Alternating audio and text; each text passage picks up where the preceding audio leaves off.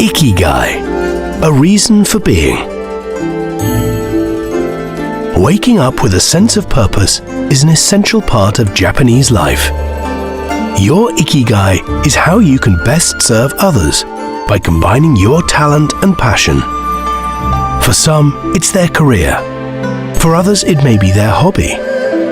Ikigai is considered an everyday word in Japan and is attributed to their strong work ethic. When doing this, people are said to enter a flow state. Time seems to disappear, and the mind becomes highly focused. しょうがない or 仕方がない. And this translates in English to it can't be helped. And it's used in the context of something like, let's say it's raining outside and you forgot your umbrella. You say, しょうがない, oh well, it can't be helped, whatever. I forgot my umbrella, so I'll just have to deal with it. Shikata Ganai revolves around the old Buddhist concept of letting things be as they are.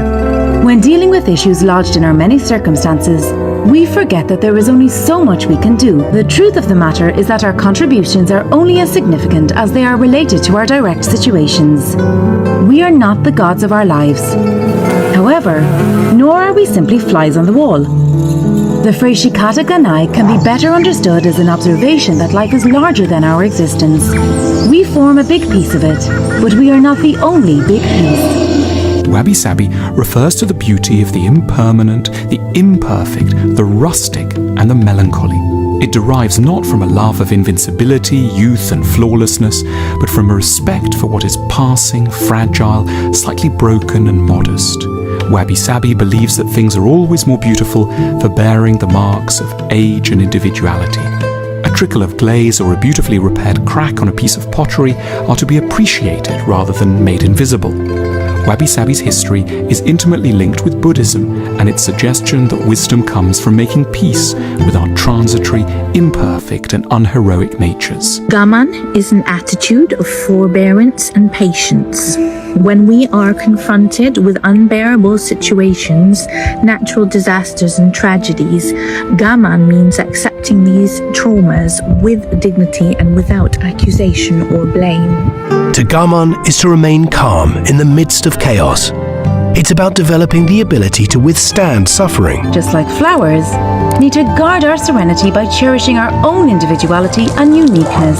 Enter Obaitori, the idea that all flowers grow in spring, but not all at the same time and pace. Bloom in your own time.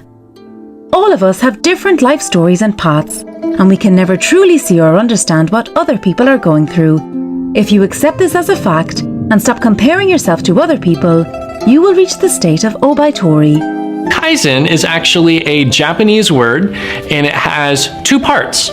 There's kai, which means change, and then zen, which means good.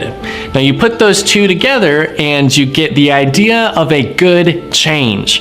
But when translated into English, we more commonly say continuous improvement. So that's what Kaizen is. It's continuous improvement, making changes for the better. But the better way to understand Kaizen is not just any kind of improvement, but actually small improvements for the better. You see, Kaizen is incremental. It's small progress that over time amounts to extraordinary results. While the concept of shuha-ri is typically associated with martial arts, it can also be applied to many other aspects of our lives. Shuha-ri is described as the progression of learning and said to be depicted as concentric circles with shu inside of ha and shu and ha within ri. The first kanji shu represents the beginning stages in learning of the fundamentals. The student at this stage observes and then mimics their instructor's actions motion for motion. The intent is to memorize and refine the movements so that they are performed correctly with the right body mechanics and timing. Second kanji ha represents the stage in learning where we have gotten the basic movements down and now work on understanding the underlying principle and theory behind them. It's not only knowing how to throw that punch, kick, or perform that technique, but knowing when and which one to do at a specific time when needed. Third kanji-ri represents the stage at which the practitioner is no longer learning from an instructor, but on their own from their own practices. Outside techniques may be incorporated as well as personal adaptations the practitioner judges for themselves to be effective. Well, the fact of the matter is that as we are progressing through Ha and Ri, we are constantly trying out new things to see if they work and how we can make them work for us, which keeps bringing us back to Shu. The process is more of a continuous loop as opposed to a linear progression. You should always be revisiting the fundamentals in order to obtain mastery.